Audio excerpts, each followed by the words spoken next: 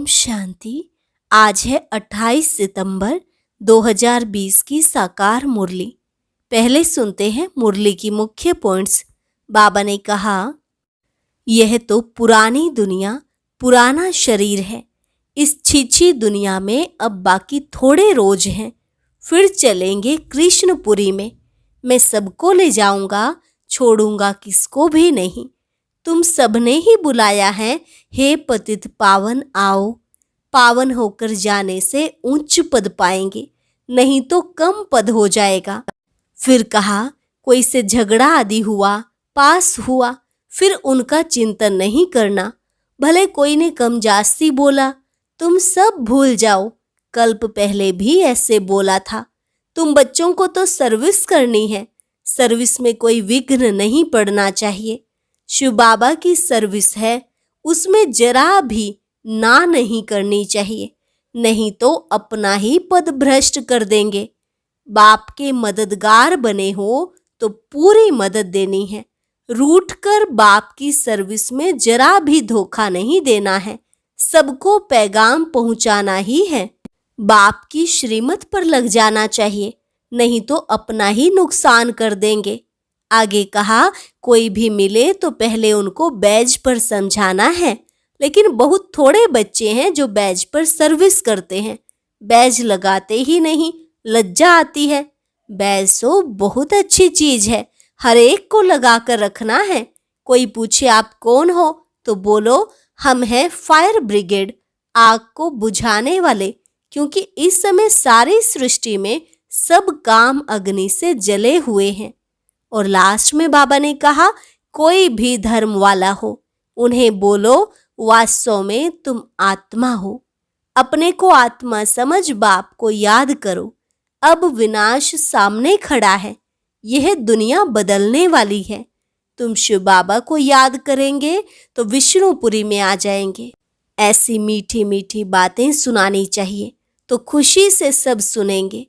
अब सुनते हैं महावाक्यों को विस्तार से। मुरली का सार। मीठे बच्चे, तुम सारी दुनिया के सच्चे सच्चे मित्र हो। तुम्हारी किसी से भी शत्रुता नहीं होनी चाहिए। प्रश्न, तुम रूहानी मिलिट्री हो। तुम्हें बाप का कौन सा डायरेक्शन मिला हुआ है जिसे अमल में लाना है? उत्तर, तुम्हें डायरेक्शन है कि बैज सदा लगा कर रखो। कोई भी पूछे यह क्या है, तुम कौन हो, तो बोलो, हम हैं सारी दुनिया से काम की अग्नि को बुझाने वाले फायर ब्रिगेड। इस समय सारी दुनिया में काम अग्नि लगी हुई है। हम सबको संदेश देते हैं, अब पवित्र बनो, दैवी गुण धारण करो तो बेड़ा पार हो जाएगा। ओम शांति। मीठे मीठे रूहानी बच्चे सहज याद में बैठे हैं। कोई कोई को डिफिकल्ट लगता है, बहुत मूंझते हैं हम टाइट अथवा स्ट्रिक्ट होकर बैठें। बाप कहते हैं, ऐसी कोई बात नहीं है, कैसे भी बैठो, बाप को सिर्फ याद करना है।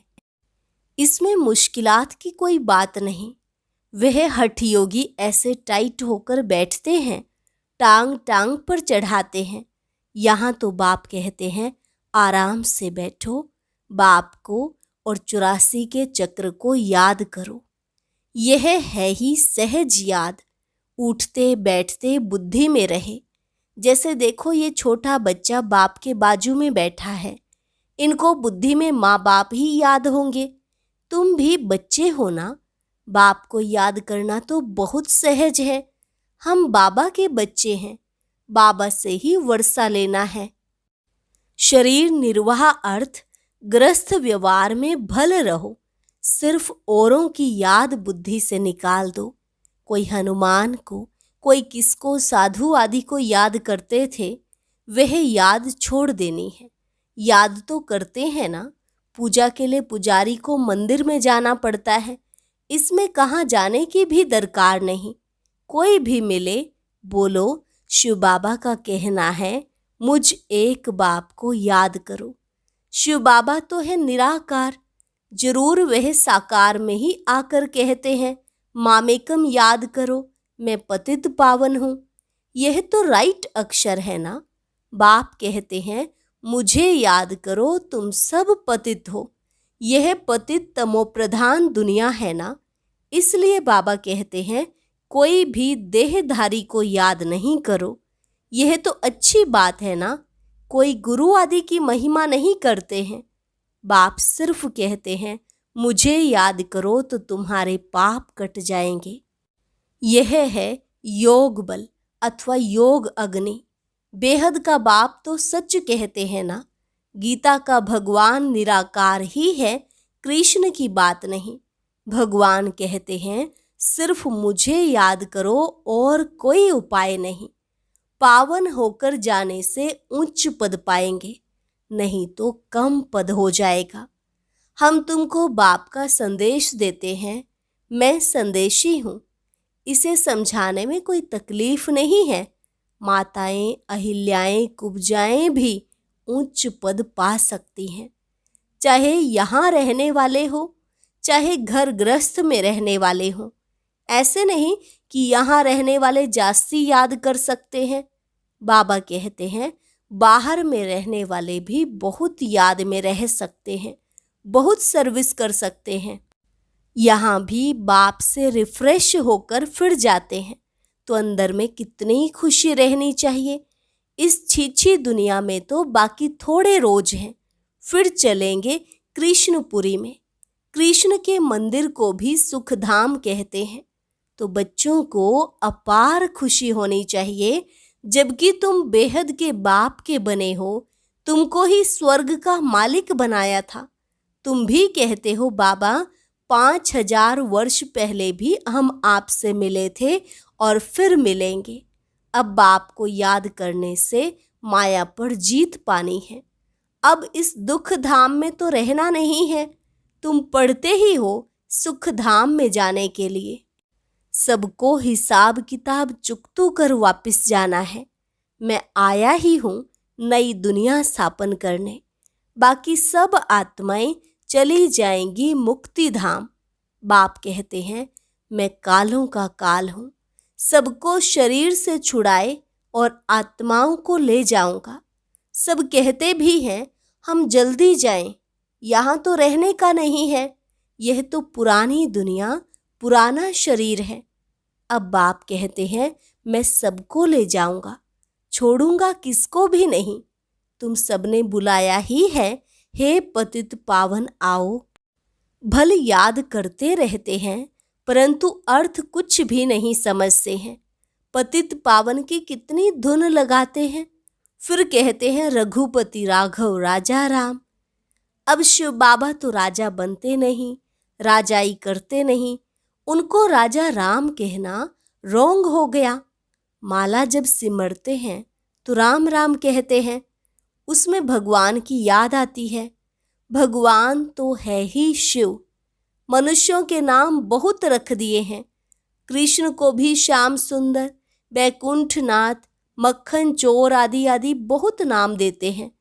तुम अभी कृष्ण को मक्खन चोर कहेंगे? बिल्कुल नहीं। तुम अभी समझते हो, भगवान तो एक निराकार है। कोई भी देहधारी को भगवान कह नहीं सकते।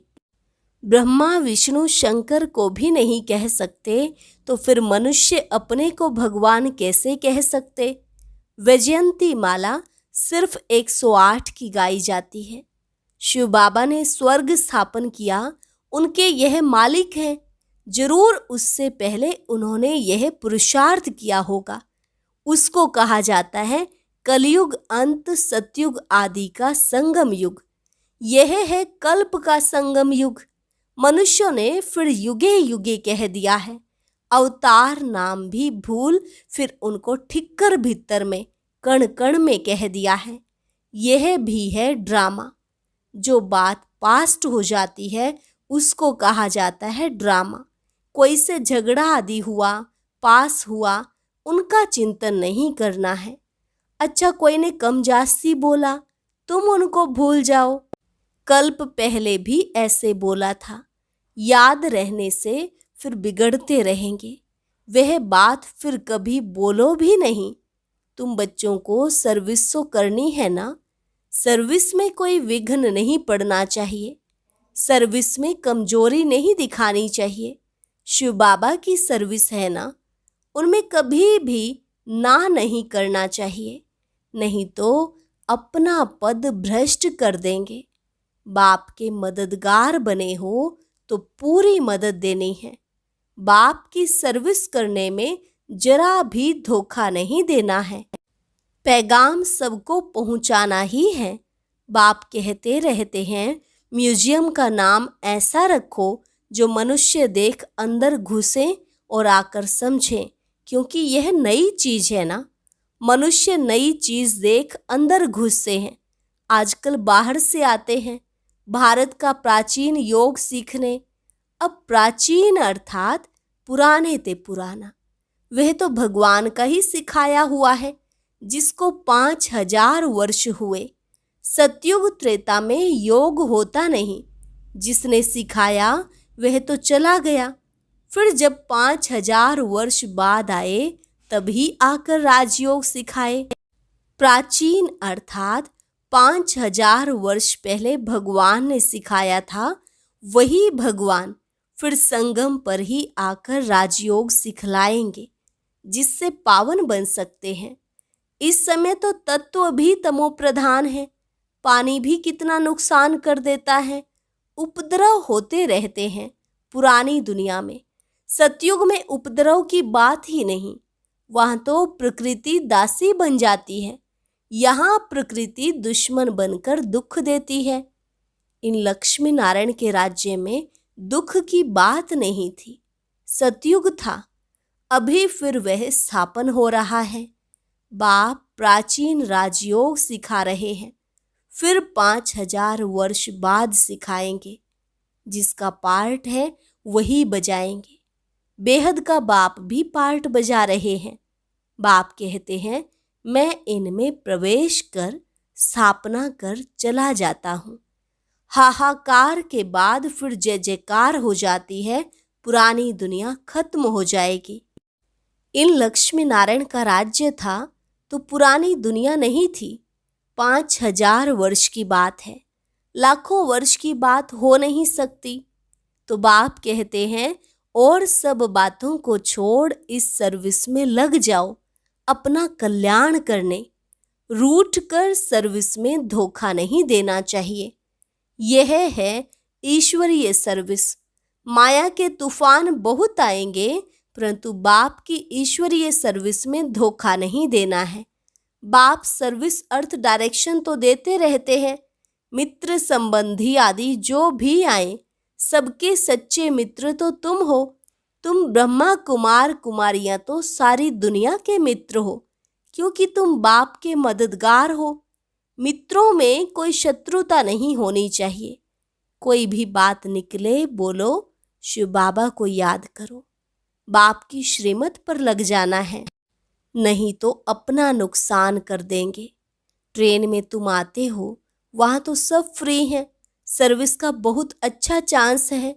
बैज तो बहुत अच्छी चीज है, हर एक को लगा कर रखना है। कोई पूछे आप कौन हो, तो बोलो हम हैं फायर ब्रिगेड। जैसे वह फायर ब्रिगेड होते हैं आग को बुझाने के लिए, तो इस समय सारी सृष्टि में काम अग्नि में सब जले हुए हैं। अब बाप कहते हैं, काम महाशत्रु पर जीत पहनो। बाप को याद करो, पवित्र बनो, दैवी गुण धारण करो तो बेड़ा पार है। यह बैज श्रीमत से ही तो बने हैं। बहुत थोड़े बच्चे हैं जो बैज पर सर्विस करते हैं। बाबा मुरलियों में कितना समझाते रहते हैं। हर एक ब्राह्मण के पास यह बैज होना चाहिए। कोई भी मिले उनको इस पर समझाना है। यह है बाबा, इनको याद करना है। हम साकार की महिमा नहीं करते। सर्व का सद्गति दाता एक ही निराकार बाप है, उनको याद करना है। याद के बल से ही तुम्हारे पाप कट जाएंगे, फिर अंतमति सो गति हो जाएगी। दुख धाम से छूट जाएंगे, फिर तुम विष्णुपुरी में आ जाएंगे। कितनी बड़ी खुशखबरी है। लिटरेचर भी दे सकते हो। बोलो तुम गरीब हो तो फ्री दे सकते हो। साहूकारों को तो पैसा देना ही चाहिए, क्योंकि यह तो बहुत छपाने होते हैं। यह चीज ऐसी है जिससे तुम फकीर से विश्व का मालिक बन जाएंगे। समझानी तो मिलती रहती है। कोई भी धर्म वाला हो, बोलो वास्तव में तुम आत्मा हो। अपने को आत्मा समझ बाप को याद करो। अब विनाश सामने खड़ा है, यह दुनिया बदलने वाली है। शिव बाबा को याद करेंगे तो विष्णुपुरी में आ जाएंगे। बोलो यह आपको करोड़ों पद्मों की चीज देते हैं। बाबा ने कितना समझाया है, बैज पर सर्विस करनी है, परंतु बैज लगाते नहीं, लज्जा आती है। ब्राह्मणियां जो पार्टी लेकर आती हैं अथवा कहाँ ऑफिस आदि में अकेली जाती हैं, तो यह बैज जरूर लगा रहना चाहिए। जिसको तुम इन पर समझाएंगे वह बहुत खुश होंगे। बोलो हम एक बाप को ही मानते हैं, वही सबको सुख शांति देने वाला है। उनको याद करो। पतित आत्मा तो जा न सके, अभी यह पुरानी दुनिया बदल रही है। ऐसे ऐसे रास्ते में सर्विस करते आना चाहिए। तुम्हारा नाम बहुत होगा। बाबा समझाते हैं, शायद लज्जा आती है जो बैज पहन सर्विस नहीं करते हैं। एक तो बैज, सीढ़ी का चित्र अथवा त्रिमूर्ति, गोला और झाड़ का चित्र साथ में हो। आपस में बैठ एक दो को समझाओ तो सब इकट्ठे हो जाएंगे। पूछेंगे यह क्या है। बोलो शिव बाबा इनके द्वारा यह नई दुनिया स्थापन कर रहे हैं। अब बाप कहते हैं मुझे याद करो, पवित्र बनो। अपवित्र तो वापस जा नहीं सकेंगे। ऐसी मीठी मीठी बातें सुनानी चाहिए तो खुशी से सब सुनेंगे, परंतु कोई की बुद्धि में बैठता नहीं है। सेंटर पर क्लास में जाते हो तो भी बैज लगा रहे। मिलिट्री वालों को यहाँ बिल्ला बैज लगा रहता है, उनको कभी लज्जा आती है क्या? तुम भी रूहानी मिलिट्री हो ना। बाप डायरेक्शन देते हैं, फिर अमल में क्यों नहीं लाते? बैज लगा रहे तो शिव बाबा की याद भी रहेगी। हम शिव बाबा के बच्चे हैं। दिन प्रतिदिन सेंटर्स भी खुलते जाएंगे। कोई ना कोई निकल आएंगे, कहेंगे फलाने शहर में आपकी ब्रांच नहीं है। बोलो कोई प्रबंध करे, मकान आदि का निमंत्रण दे तो हम आकर सर्विस कर सकते हैं। हिम्मते बच्चे मददे बाप। बाप तो बच्चों को ही कहेंगे सेंटर खोलो, सर्विस करो। यह शिव बाबा की दुकान है ना, बच्चों द्वारा चला रहे हैं। अच्छा, मीठे मीठे सिकिलधे बच्चों प्रति मात पिता बाप दादा का याद प्यार और गुड मॉर्निंग। रूहानी बाप की रूहानी बच्चों को नमस्ते। रूहानी बच्चों की रूहानी बाप दादा को नमस्ते नमस्ते, गुड मॉर्निंग। धारणा के लिए मुख्य सार। पहली पॉइंट, कभी आपस में रूठ कर सर्विस में धोखा नहीं देना है। विघ्न रूप नहीं बनना है। अपनी कमजोरी नहीं दिखानी है। बाप का पूरा पूरा मददगार बनना है। दूसरी पॉइंट, कभी कोई से झगड़ा आदि हुआ, पास हुआ, उनका चिंतन नहीं करना है। कोई ने कमजासी बोला, तुम उनको भूल जाओ। कल्प पहले भी ऐसे बोला था, वह बात फिर कभी बोलो भी नहीं। वरदान, बीती हुई बातों को रहम दिल बन समाने वाले शुभ चिंतक भव। बीती हुई बातों को रहम दिल बन समाने वाले शुभ चिंतक भव। यदि किसी की बीती हुई कमजोरी की बातें कोई सुनाए तो शुभ भावना से किनारा कर लो। व्यर्थ चिंतन या कमजोरी की बातें आपस में नहीं चलानी चाहिए। बीती हुई बातों को रहम दिल बनकर समा लो। समाकर शुभ भावना से उस आत्मा के प्रति मनसा सेवा करते रहो। भल संस्कारों के वश कोई उल्टा करता, कहता या सुनता है तो उसे परिवर्तन करो। 1 से 2 तक, 2 से 3 तक ऐसे व्यर्थ की माला ना हो जाए, ऐसा अटेंशन रखना अर्थात शुभचिंतक बनना।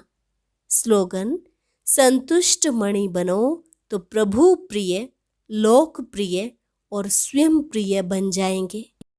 संतुष्ट मणि बनो तो प्रभु प्रिय, लोकप्रिय और स्वयं प्रिय बन जाएंगे। अच्छा, ओम शांति। ओम शांति। आज की अव्यक्त मुरली जरूर सुने। उसके लिए ऊपर दिए गए बॉक्स को टच करें।